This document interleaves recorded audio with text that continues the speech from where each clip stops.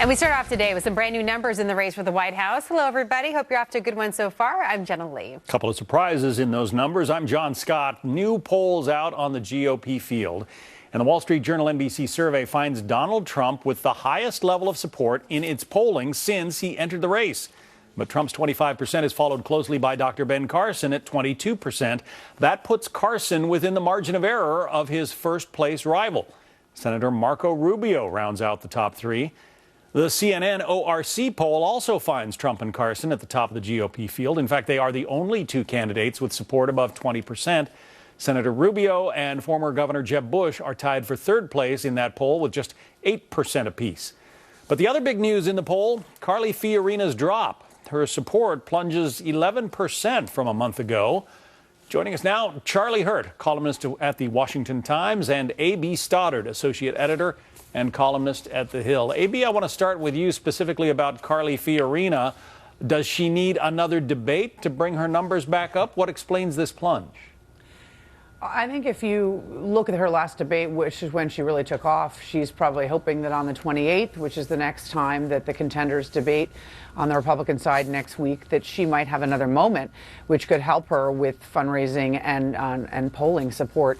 I can't explain the fall in her polling numbers except to say that we saw the rise of Carson in this time, that she is considered one of the three outsiders among Trump and Carson, but she's probably not perceived as outsider enough. And I think that if you see, she sort of played a middle game where she can be, considered establishment, safe among establishment Republicans, but she likes to, talk about herself as an outsider. But I think that they're really looking for someone who's never run, never been near the system, and they find that in Carson and Trump, who both have really sizable blocks of support now within the GOP primary electorate. Let's go back to the top of the list, Charlie. Much to the amazement of a lot of people, Donald Trump remains on top and has even solidified his gains, it seems.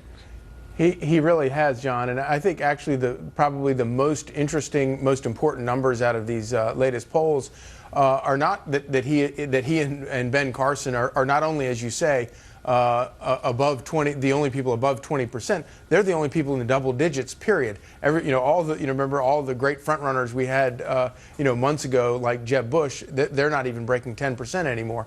But I think the most important numbers right now out of these polls are the number of people who are not. They don't necessarily pick Donald Trump as their number one candidate, but they are willing to consider him if somebody else drops out, if their number one does drop out. That is a key number because for so long, either you loved Donald Trump or you hated Donald Trump. What we're seeing now is more and more voters are coming to the point where, well, I don't really love him. I'm not ready to vote for him right now. But I really love Ben Carson. But if Ben Carson were out, I would certainly consider voting for Donald Trump. That has to be the most terrifying statistic for GOP establishment types. Another interesting thing to me is that this huge field, which I think was at 16 at one point, maybe a little more than that, seems to be winnowing down a little bit. If you look at the numbers, the top five, Donald Trump, Ben Carson, Marco Rubio, Ted Cruz, and Jeb Bush, in this particular poll. Then the next five, Carly Fiorina, Mike Huckabee, John Kasich, Rand Paul, and Chris Christie at 1%. Everybody below them registers less than 1%. That includes Lindsey Graham, Bobby Jindal, Jim Gilmore, and some of the others. Are we seeing, A.B., the winnowing of the field that's going to propel a few of these candidates into the primary season? Well, I think that many people in the party hope that the field is going to be winnowed and we're going to get down to a few choices soon. But actually, if you look at the CNN poll, it's good news for Rand Paul. He's up above Cruz and Rubio.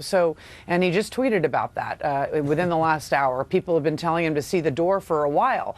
So actually, if you look at people who are under pressure to quit versus people who are not, I think that George Pataki and Jim Gilmore and Rick Santorum are hanging on for various reasons, and I don't think they're going to be walking out the door soon. So I think that we're probably looking at a big field for a while, is what I think. And I would say that the establishment is far more worried about Ben Carson's overall approval number and popularity number than they are about the Trump number, because, as Charlie points out, because it is much higher as a second choice. Just if you look into those numbers, Ben Carson's overall popularity is higher than Trump's, so he is a real threat to him. And Jenna's going to be talking with Rick Santorum later on in Happening Now. Perhaps she can ask him about some of that. Charlie, Donald Trump has always had very high negatives. Is he showing improvement in that score? Well, absolutely, and I think that going back to that number I just mentioned, that's what you're seeing in that number, the willingness of people to sort of soften towards him, not necessarily get behind him at this point, but soften towards him. I'm very struck by talking to regular voters outside of Washington, D.C., not only by the number of people who are quick to got on the bandwagon early, but also the number of people who in recent months or recent weeks have said, when he first came out here, I thought he was ridiculous. I thought that he was a reality star. I thought he was an embarrassment. But he keeps he keeps saying things that resonate with me, and over time, and also the amount of coverage that he gets, he kind of sort of grows into the sort of landscape as an acceptable, established political figure, even if that's not going on in the among GOP establishment circles. Grows sort of like the hair, doesn't it, Charlie? Yes, a life of its own. Charlie Hurt, Amy Stoddard. Thank you both. Thanks, John. Thanks, John. You cannot miss Your World with Neil Cavuto today as Neil speaks with presidential candidate and Senator Marco Rubio. That's this afternoon, 4 p.m. Eastern Time, right here on Fox News Channel. Well, now to the Democrats, and some new polls out today showing Hillary Clinton still very much in the lead. In the Washington Post ABC poll, the former Secretary of State gets the support of more than half of those surveyed. Senator Bernie Sanders, as you can see, a distant second with 23%, and then the still undecided Vice President Joe Biden with 16%. The NBC Wall Street Journal poll painting a very similar picture, with Hillary Clinton on top, followed by Bernie Sanders, and then the Vice President. We're going to have much more on these polls in the next hour of Happening Now with our political panel at that time.